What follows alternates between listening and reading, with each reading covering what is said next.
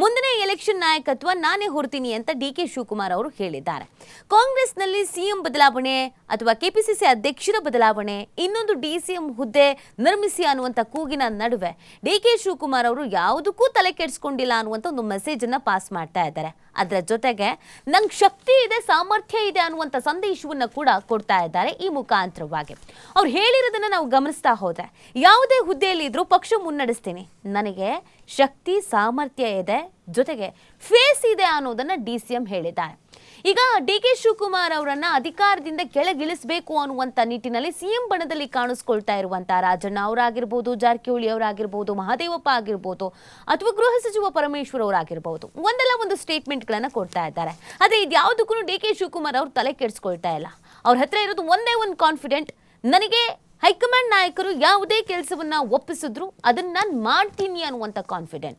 ಅದರ ಜೊತೆಗೆ ಹೈಕಮಾಂಡ್ ನಾಯಕರಿಗೂ ನನ್ನ ವರ್ಚಸ್ಸು ಏನು ಮತ್ತು ನನ್ನ ಕೆಪಾಸಿಟಿ ಏನು ಅನ್ನೋದು ಗೊತ್ತಿದೆ ಅನ್ನುವಂಥ ಒಂದೇ ಒಂದು ಪಾಯಿಂಟ್.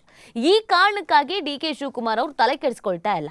ಹೋಗಿ ಬಂದು ತಮ್ಮ ವಿರೋಧಿಗೆ ಏನು ಉತ್ತರ ಕೊಡಬೇಕೋ ಆ ಉತ್ತರವನ್ನು ಕೊಡ್ತಾ ಇದ್ದಾರೆ ಸೈಲೆಂಟ್ ಆಗಿ. ಪಕ್ಷ ಏನೇ ತೀರ್ಮಾನ ಕೈಗೊಂಡ್ರು ನಾನು ಗೌರವ ಕೊಡ್ತೀನಿ ಅನ್ನಿ ಅಂತ ಹೇಳ್ತಾ ಇದ್ದಾರೆ. ಈ ಡಿ.ಕೆ. ಶಿವಕುಮಾರ್ ಅವರ ಈ ಮಾತನ್ನು ಗಮನಿಸಿದ್ರೆ ಒಂದಂತೂ ಅನ್ಸುತ್ತೆ, ಇಲ್ಲಿ ಒಂದು ನಾನು ಕೆಲಸ ಮಾಡ್ತಾ ಇದ್ದೀನಿ, ಪಕ್ಷಕ್ಕಾಗಿ ದುಡಿತಾ ಇದ್ದೀನಿ, ನಾನು ಯಾವುದೇ ಅಧಿಕಾರವನ್ನು ಬಯಸ್ತಾ ಇಲ್ಲ, ಅಧಿಕಾರದ ಹಂಬಲ ಅಥವಾ ಹಪಾಹಪಿ ನಂಗಿಲ್ಲ ಅನ್ನುವಂಥ ಮೆಸೇಜನ್ನು ಹೈಕಮಾಂಡ್ ನಾಯಕರಿಗೂ ಪಾಸ್ ಮಾಡಬೇಕು, ಜೊತೆಗೆ ಪಕ್ಷದಲ್ಲಿರುವಂಥ ಕಾರ್ಯಕರ್ತರಿಗೂ ಕೂಡ ಪಾಸ್ ಮಾಡಬೇಕು.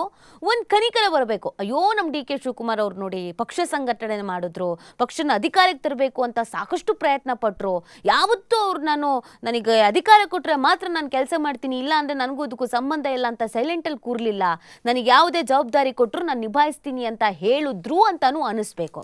ಅದರ ಜೊತೆಗೆ ತಮ್ಮ ವಿರೋಧಿ ಬಣದಲ್ಲಿ ಇರುವವರು ಅಂದರೆ ಸಿಎಂ ಬಣದಲ್ಲಿ ಕಾಣಿಸ್ಕೊಳ್ತಾ ಇರೋರು ಏನು ಡಿ.ಕೆ. ಶಿವಕುಮಾರ್ ಅವರ ವಿರುದ್ಧ ಮಾತನಾಡ್ತಿದ್ದಾರೋ ಅವ್ರಿಗೂ ಒಂದು ಸ್ಟ್ರಾಂಗ್ ಮೆಸೇಜ್ ಪಾಸ್ ಆಗಬೇಕು, ನಾನು ಕೆಲಸ ಮಾಡ್ತೀನಿ, ನೀವು ಮಾತಾಡ್ಕೊಂಡಿರಿ ಅಂತ. ಕೆಲಸದ ಮುಖಾಂತರವಾಗಿ ನಾನು ಉತ್ತರ ಕೊಡ್ತೀನಿ ಅನ್ನುವಂಥದ್ದನ್ನು ಅವ್ರು ಹೇಳಬೇಕಾಗಿತ್ತು. ತುಂಬ ನೀಟಾಗಿ ಒಂದು ಸಂದೇಶವನ್ನು ಪಾಸ್ ಮಾಡಿದ್ದಾರೆ. ಸೊ ಅದಕ್ಕೆ ಅಂತಲೇ ಪಕ್ಷ ಸಂಘಟನೆ, ಬಲವರ್ಧನೆ, ಸ್ಥಳೀಯ ಮಟ್ಟದ ಚುನಾವಣೆಗೆ ಸಂಬಂಧಪಟ್ಟಂತೆ ಏನೇನು ತಯಾರಿ ಮಾಡ್ಕೊಳ್ಬೇಕು, ಪದಾಧಿಕಾರಿಗಳ ನೇಮಕ ಆಗಿರ್ಬೋದು ಅಥವಾ ಪ್ರಚಾರ ಆಗಿರ್ಬೋದು, ಸ್ಟ್ರಾಟರ್ಜಿ ಆಗಿರ್ಬೋದು, ಅದೆಲ್ಲವನ್ನ ಆಲ್ರೆಡಿ ತಯಾರಿ ಮಾಡ್ಕೊಳ್ಳೋಕೆ ಶುರು ಮಾಡಿಬಿಟ್ರು. ಸೊ ಈ ಮುಖಾಂತರವಾಗಿ ಹೈಕಮಾಂಡ್ ಗಮನ ಸೆಳೀತಾ ಇದ್ದಾರೆ. ಡಿ.ಕೆ. ಶಿವಕುಮಾರ್ ಅವ್ರು ನೋಡಿ ಎಲ್ಲೂ ಹಾದಿಲಿ ಬೀದಿಲಿ ನಿಂತ್ಕೊಂಡು ಮಾತಾಡಲಿಲ್ಲ.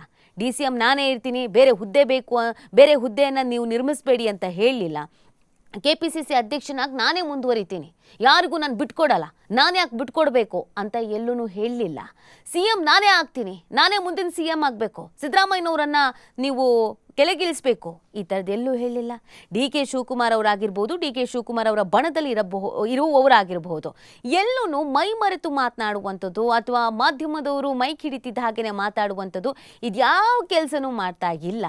ಆದರೆ ಡಿ.ಕೆ. ಶಿವಕುಮಾರ್ ಅವರನ್ನು ಕೆಪಿಸಿಸಿ ಅಧ್ಯಕ್ಷ ಸ್ಥಾನದಿಂದ ಕೆಳಗಿಳಿಸಬೇಕು ಅಂತ ಎಷ್ಟು ಜನ ಸ್ಟೇಟ್ಮೆಂಟ್ ಕೊಟ್ಟರು. ಸೊ ಇಲ್ಲಿ ಜಾಣ ನಡೆಯನ್ನು ಡಿ.ಕೆ. ಶಿವಕುಮಾರ್ ಅವರು ಇಡ್ತಿದ್ದಾರೆ ಅನ್ನೋದಂತೂ ತುಂಬ ಕ್ಲಿಯರ್ ಕಟ್ ಆಗಿ ಗೊತ್ತಾಗ್ತಾ ಇದೆ. ಮುಂದಿನ ಎಲೆಕ್ಷನ್ನ ನಾಯಕತ್ವ ನಾನು ಹೊರ್ತೀನಿ ಅಂತ ಹೇಳೋದ್ರ ಮುಖಾಂತರವಾಗಿ ಜಾರಕಿಹೊಳಿ ಅವರು ಸೇರಿದಂತೆ ಅನೇಕ ನಾಯಕರು ಹೇಳಿದರು, ಮುಂದಿನ ಎಲೆಕ್ಷನನ್ನು ನಾವು ಸಿದ್ದರಾಮಯ್ಯನವ್ರ ನೇತೃತ್ವದಲ್ಲೇ ನಾವು ನಿಭಾಯಿಸ್ತೀವಿ, ಅವ್ರು ನಮ್ಮ ನಾಯಕ, ಮುಂದೆ ಬರುವಂಥ ಎಲ್ಲ ಎಲೆಕ್ಷನ್ಗಳನ್ನು ಕೂಡ ನಾವು ಅವ್ರ ಹೆಸರಲ್ಲೇ ನಾವು ಎದುರಿಸ್ತೀವಿ, ಅವ್ರು ಇರಬೇಕು ಅಂತ. ನಾನು ಇದ್ದೀನಿ, ನನ್ನ ನಾಯಕತ್ವದಲ್ಲೂ ಚುನಾವಣೆಯನ್ನು ಎದುರಿಸಬಹುದು, ನನಗೆ ಆ ಸಾಮರ್ಥ್ಯ ಇದೆ ಅನ್ನೋ ಮೆಸೇಜನ್ನು ಇಂಡೈರೆಕ್ಟ್ ಆಗೂ ಕೂಡ ಪಾಸ್ ಮಾಡ್ತಾ ಇದ್ದಾರೆ. ಸೊ ಇಲ್ಲಿ ಎರಡೂ ಥರದ ಬ್ಯಾಲೆನ್ಸನ್ನು ಡಿ.ಕೆ. ಶಿವಕುಮಾರ್ ಅವರು ಮಾಡ್ತಾ ಇದ್ದಾರೆ. ಸೊ ಅವರೊಂದು ಮಾತು ಹೇಳಿದ್ದಾರೆ, ಇದಕ್ಕೆ ಸಂಬಂಧಪಟ್ಟಂತೆ ಸ್ಟೇಟ್ಮೆಂಟ್ ಕೊಟ್ಟಿದ್ದಾರೆ, ಏನು ಮಾತಾಡಿದ್ದಾರೆ ಅನ್ನೋದನ್ನ ನೋಡ್ಕೊಂಡು ಬಂದ್ಬಿಡೋಣ ಬನ್ನಿ.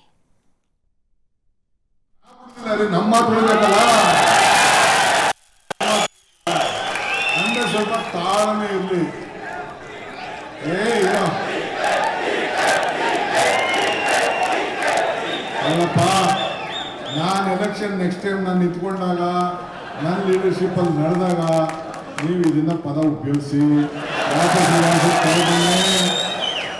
ನಾನು ಬಿಟ್ಟು ಹೋಗೋದಿಲ್ಲ, ಇನ್ನೊಂದು 8 ವರ್ಷ ಗಟ್ಟಿಯಾಗಿರ್ತೀನಿ, ನನ್ನ ಆರೋಗ್ಯ ಗಟ್ಟಿಯಾಗಿರ್ತೀನಿ.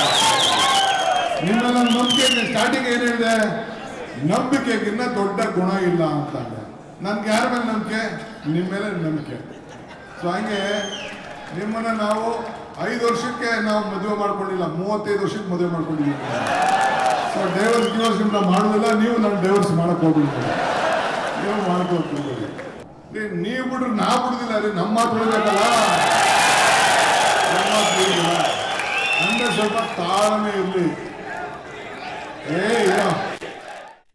ಇದು ಡಿ ಕೆ ಶಿವಕುಮಾರ್ ಅವರ ಮಾತಾಗಿತ್ತು. ಬಹಳ ಚೆನ್ನಾಗಿ ತಮ್ಮ ವಿರೋಧಿಗಳಿಗೆ ಏನು ಮೆಸೇಜ್ ಪಾಸ್ ಮಾಡಬೇಕಾಗಿತ್ತೋ ಆ ಮೆಸೇಜ್ನ ಪಾಸ್ ಮಾಡಿದ್ದಾರೆ. ನೋಡಿ, ಅವರು ಹೇಳ್ತಾರೆ, ಪಕ್ಷ ನನ್ನನ್ನು ಮಂತ್ರಿ ಮಾಡಿ ಅಧ್ಯಕ್ಷನನ್ನಾಗಿ ಮಾಡಿ DCM ಹುದ್ದೆ ನೀಡಿದೆ. ಇಷ್ಟಾದ್ಮೇಲೆ ನಾನು ನನ್ನ ಮುಖ ತೋರಿಸಿ ಪಕ್ಷಕ್ಕೆ ಕೆಲಸ ಮಾಡ್ತಾ ಇದ್ರೆ ಹೆಂಗೆ?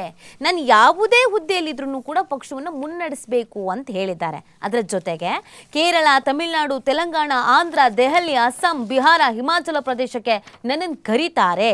ಕಳೆದ ಚುನಾವಣೆಯಲ್ಲೂ ಕೂಡ ಅಧ್ಯಕ್ಷನಾಗಿದ್ದೆ, ಈಗ DCM ಆಗಿದ್ದೇನೆ. ನನಗಿರುವ ಸಾಮರ್ಥ್ಯ, ಅನುಭವವನ್ನು ಬಳಸ್ಕೊಳ್ಬೇಕು ಅನ್ನೋದ್ರ ಮುಖಾಂತರವಾಗಿ ನಾನು ಕೇವಲ ರಾಜ್ಯಕ್ಕೆ ಮಾತ್ರ ಸೀಮಿತನಾಗಿರುವಂಥ ನಾಯಕ ಅಲ್ಲ, ಬೇರೆ ರಾಜ್ಯದಲ್ಲೂ ಕೂಡ ನನ್ನ ವರ್ಚಸ್ಸಿದೆ ಅನ್ನೋದನ್ನ ಆ ಮೆಸೇಜನ್ನು ಕೂಡ ಪಾಸ್ ಮಾಡಿದ್ದಾರೆ.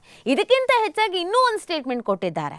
ಸಿದ್ದರಾಮಯ್ಯ ಕೂಡ ಪಕ್ಷ ಮುನ್ನಡೆಸಲಿದ್ದಾರೆ. ಅವರು 2 ಅವಧಿಗೆ ವಿರೋಧ ಪಕ್ಷದ ನಾಯಕರಾಗಿ 2 ಅವಧಿಗೆ CM ಆಗಿದ್ದಾರೆ. ಸಾಮೂಹಿಕ ನಾಯಕತ್ವದಲ್ಲಿ ನಾವು ಮುಂದೆ ಸಾಗ್ತೇವೆ. ನಾನು ಸಿದ್ದರಾಮಯ್ಯನವರ ನಾಯಕತ್ವದಲ್ಲಿ ನಾನು ಮುಂದೆ ಹೋಗೋದಕ್ಕೆ ರೆಡಿ ಇದ್ದೀನಿ. ಅವ್ರು ರೆಡಿ ಇದ್ದಾರಾ? ನನ್ನ ನಾಯಕತ್ವದಲ್ಲಿ ಬರೋದಕ್ಕೆ ಆ ಬಣದವ್ರು ರೆಡಿ ಇದ್ದಾರಾ? ಇಲ್ಲ. ಅಂದರೆ ಅವರಿಗೆ ಅಧಿಕಾರ ಇಂಪಾರ್ಟೆಂಟ್ ಅನ್ನೋ ಮೆಸೇಜನ್ನು ಪಾಸ್ ಮಾಡಿಬಿಟ್ರು. ಅದರ ಜೊತೆಗೆ ರಾಜಣ್ಣ ಅವರ ವಿಚಾರಕ್ಕೂ ಸಂಬಂಧಪಟ್ಟಂತೆ ಹೇಳ್ಬಿಟ್ಟಿದ್ದಾರೆ, ನನ್ನ ಬಳಿ ಮಾತಾಡಿಲ್ಲ, ಮಾಧ್ಯಮಗಳ ಮುಂದೆ ಮಾತನಾಡಿರುವ ವಿಚಾರದ ಬಗ್ಗೆ ನಾನು ಪ್ರತಿಕ್ರಿಯೆ ಕೊಡಲ್ಲ.